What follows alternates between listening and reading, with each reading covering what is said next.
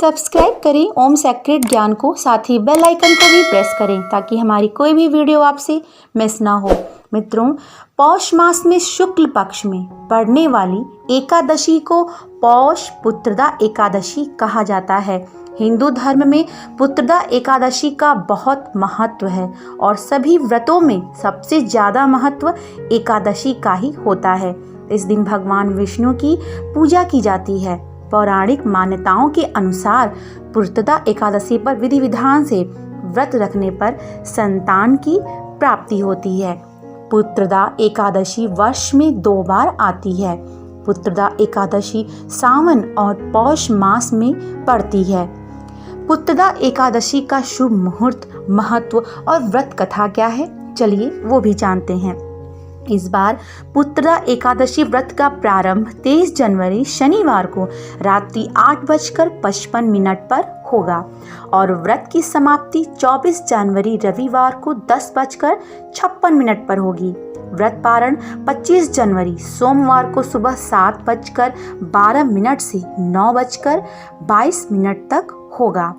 इस व्रत का क्या महत्व है, चलिए वो भी जानते हैं। पुत्रदा एकादशी के दिन भगवान विष्णु की पूरे विधि विधान से पूजा अर्चना की जाती है। माना जाता है कि जो जातक पुत्रदा एकादशी पर विधि विधान से व्रत रखते हैं, भगवान विष्णु उनकी सभी मनोकामनाएं पूर्ण करते हैं। इस दिन व्रत रखने से व्रती को योग्य संतान की प्राप्ति भी होती है। इससे जुड़ी एक बहुत ही प्रचलित व्रत कथा है, चलिए इस कथा का श्रवण करते हैं। धार्मिक कथाओं के अनुसार भद्रवती राज्य में सुकेतुमान नाम का राजा राज किया करता था। राजा की पत्नी का नाम शैव्या था। दोनों की कोई संतान नहीं थी। इस वजह से राजा और रानी उदास रहा करते थे। एक दिन सुकेतुमान सब कुछ त्याग कर जंगल में चले गए।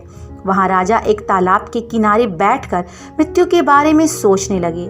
वहां पर ऋषि मुनियों के आश्रम बने हुए थे। राजा आश्रम में गए और उसे देखकर ऋषि मुनि प्रसन्न हो गए। उन्होंने राजा से उसकी इच्छा पूछी। राजा ने ऋषि मुनि को बताया कि कोई संतान न होने की वजह से वे चिंतित रहते हैं। राजा की बात सुनकर ऋषि मुनि ने राजा को पुत्रदा एकादशी पर व्रत रखने के लिए कहा। ऋषि मुनि की बात को मानकर राजा ने विधि विधान से पुत्रदा एकादशी का व्रत रखा और द्वादशी को पारण किया। इसके कुछ समय पश्चात ही रानी ने गर्भ धारण किया और 9 माह बाद राजा रानी को पुत्र रत्न की प्राप्ति हुई। पुत्रदा एकादशी की पूजा विधि क्या है, चलिए वो भी जानते हैं। पुत्रदा एकादशी के दिन सुबह जल्दी उठकर स्नान करें। इसके बाद स्वच्छ वस्त्र धारण करें।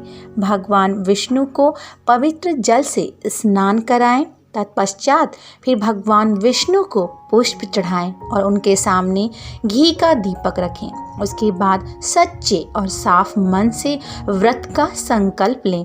भगवान विष्णु को धूप दीप अर्पित करें और भोग लगाएं। इसके बाद भगवान विष्णु की आरती करें। शाम के समय कथा का पाठ करें। इस प्रकार आप विधि विधान से इस व्रत को कर सकते हैं और अपनी मनोकामना के लिए भगवान से प्रार्थना कर सकते हैं। तो मित्रों, आज की यह छोटी सी जानकारी आपको कैसी लगी, मुझे आशा है वीडियो आपको पसंद आई होगी। तो प्लीज़ इसे लाइक ज़रूर करिएगा, साथ ही अपने फ्रेंड्स फैमिली को भी शेयर करिएगा।